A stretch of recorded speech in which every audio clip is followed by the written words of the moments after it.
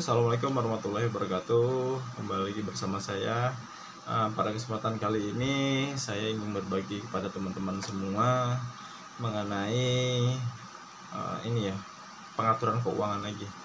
Jadi bagaimana caranya kita selain aktif dalam pekerjaan, kita juga harus mempunyai satu atau dua penghasilan tambahan untuk menunjang pendapatan aktif kita itu. Ini saya ingin berbagi tentang cerita sederhana yang saya dapatkan dari seorang pengusaha yang dulu pernah ibaratnya ngajarin saya ya. Salah satu yang ngajarin saya bagaimana sih caranya bisa usaha itu berkembang tanpa kita harus selalu di dalamnya gitu loh. Ini cukup sederhana, bisa diterapkan oleh teman-teman semua yang masih bekerja ataupun yang mau mengembangkan usahanya dengan cara ini ya. Jadi di satu daerah itu saya pernah ceritakan ada seorang pedagang somai. Anggap aja namanya Pak, saya agak lupa namanya. Anggap aja Pak Sugeng lah namanya, di Jawa Tengah gitu. Nah Pak Sugeng ini dia udah sekitar 1 tahun berdagang siomay dan penghasilannya lumayan bisa untuk menghidupi keluarganya, untuk kehidupan sehari-harinya itu udah tercukupi dari dagang somai tersebut. Cuman suatu ketika Pak Sugeng ini berpikir maju gitu loh. Bisa dibilang berpikir maju karena apa? Karena dia berpikir kalau misalkan suatu saat saya harus pensiun atau saya harus harus tidak bekerja lagi, ini bagaimana nasibnya keluarga saya kalau saya harus bekerja terus gitu loh. Karena kita juga harus mengenal yang namanya risiko kalau kita lagi sakit gitu kan, kita lagi sakit dan segala macam ya. Itu semua ada resikonya lah, namanya kita hidup itu ada naik turunnya kan tuh. Nah si Pak Sugeng ini berpikir bagaimana sih caranya saya tetap ya penghasilan suatu saat nih walaupun tanpa harus saya aktif bekerja gitu loh. Karena terpikirlah kalau saya tetap dagang sendiri kayak gini saya nggak bakalan maju-maju nih. Akhirnya dia berpikir bagaimana caranya kalau saya buka cabang gitu. Dia pelajarin dulu bagaimana caranya kalau buka cabang. Yang pertama dia dari hasil tabungannya selama ini dia belikan gerobak dulu. Selanjutnya setelah dia belikan gerobak, dia pelajari gimana cara mengatur operasional karyawannya nih nanti. Dari itu dia setelah pelajari bagaimana cara ngaturnya, cara ngajarinnya, Pak Sugeng ini lalu memanggil saudaranya dari kampung atau mana gitu ya, pokoknya entah karyawan atau kalau nggak salah seingat saya dulu pertama kali dia panggil adalah saudaranya. Nah saudaranya dipanggil untuk berdagang siomay juga dengan sistem per hari itu sewa gerobaknya adalah Rp10.000 dan bahan bakunya itu per hari yang dia berikan itu dia ambil untung kalau nggak salah sekitar 15-20 ribu per harinya. Jadi kayak contoh somai misalnya per 1 piece harganya misalnya kalau sekarang 1.000 jatuhnya, misalkan 500 dia jual 600 gitu, contohnya kayak gitu. Nah terus dari situ sehari itu dia bisa mengantongi sekitar 15-20 ribu. Anggap kita hitung 15 ribu aja lah. Jadi dari sewa gerobaknya itu 10 ribu ditambah dari bahan baku 15 ribu. Jadi penghasilan tambahan dia ya, si Pak Sugeng ini per harinya setelah dia punya gerobak adalah Rp25.000.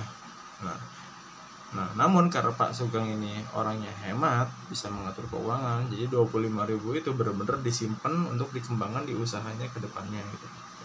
Nah, kalau kita hitung lagi di sini ya. 25.000 dikali 30 hari itu udah 750.000 kan. Bayangin nih. Dengan dia membuka satu gerobak keliling lagi dengan modal waktu itu kalau nggak salah 3,5 atau 4 juta udah lengkap semua tuh ya.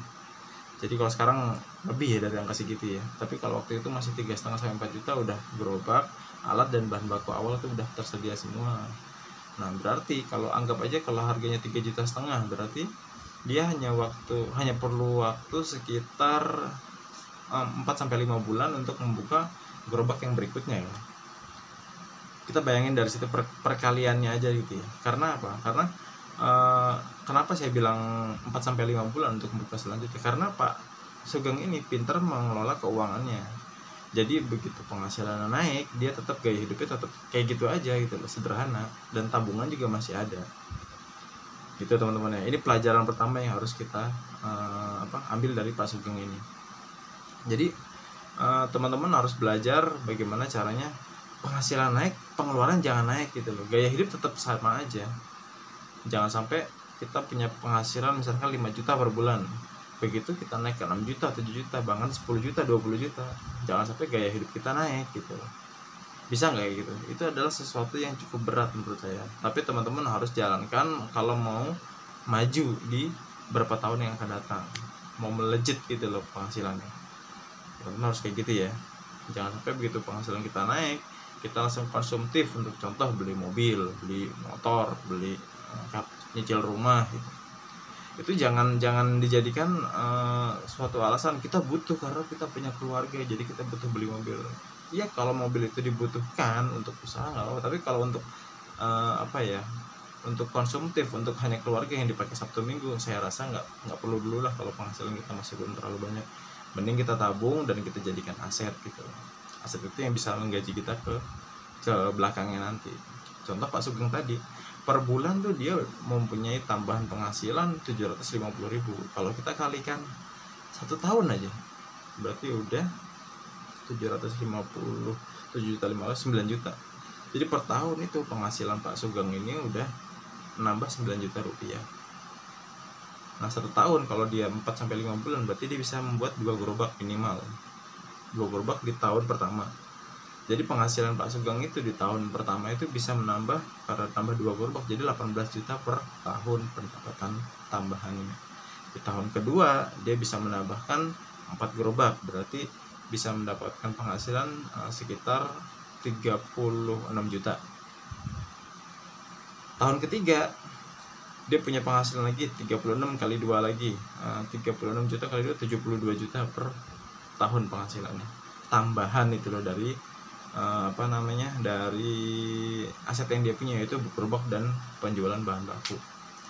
Dari situ aja kita bisa lihat gitu loh, dari hal sederhana itu dalam waktu 3 tahun Pak Sugeng ini bisa mempunyai penghasilan lebih dari 50 juta per tahunnya, atau lebih dari per bulannya bisa di atas 2-3 juta gitu loh penghasilannya. Bayangkan kalau udah 10 tahun kayak gimana gitu loh aset yang digulungkan terus oleh Pak Sugeng dengan cara tersebut. Dari sini teman-teman kita harus ambil pelajaran nih. Jadi yang pertama tadi ya, gaya penghasilan naik, jangan gaya hidupnya ikut naik. Yang kedua, dari hal yang kecil pun sebenarnya kita bisa menghasilkan atau mendapatkan sebuah aset yang menurut orang-orang mungkin itu hal yang nggak pakai gitu. Tapi kalau kita tahu atau kita bisa belajar cara mengelolanya, ternyata hal yang kecil itu bisa menghasilkan pendapatan yang cukup tinggi untuk kita ke depannya. Jangan sampai gini loh, kita kerja 20-30 tahun, begitu kita lulus atau pensiun, tapi kita nggak punya pendapatan di luar setelah kita pensiun itu, sehingga kita mengharapkan untuk sehari-hari aja minta sama anak kita. Jangan sampai lo kayak gitu. Bayangin aja tadi Pak Sugeng tuh ya, dia dalam waktu 3 tahun aja penghasilan udah sekian puluh juta. Kalau udah 10 tahun udah ratusan juta bro. Jadi ratusan juta per bulan. Makanya nggak heran kalau namanya istilah pedagang itu kesannya penampilannya biasa aja, tapi keuangannya tuh stabil, aman, dan juga penghasilannya itu nggak kelihatan, orang nggak kelihatan bonafit, tapi penghasilannya itu sebenarnya ada gitu. Dari hal yang kecil kayak gitu yang dikumpulin dan digulungkan lagi untuk menjadi aset baru. Jadi itu aja teman-teman, mudah-mudahan ini bisa menginspirasi untuk kita semua, terutama yang masih muda-muda. Jangan menghambur-hamburkan uang kita untuk hal-hal yang yang kita rasa kurang perlu, yang tidak sesuai fungsinya. Jadi teman-teman perbanyak investasi, perbanyak aset dari muda mungkin. Mudah-mudahan di umur 40 atau 35 kita semua udah bisa pensiun dini dan bisa tinggal menikmati hasil dari apa yang udah kita tuai di saat waktu kita masih muda dulu. Itu aja teman-teman. Mudah-mudahan bermanfaat. Semoga teman-teman semua diberikan inspirasi dan diberikan rezeki yang berlimpah oleh Allah Subhanahu wa taala, diberikan kemudahan untuk membayar hutang-hutangnya, dan juga doakan saya juga supaya istiqomah bisa memberikan konten yang baik di channel saya ini. Terima kasih. Assalamualaikum warahmatullahi wabarakatuh.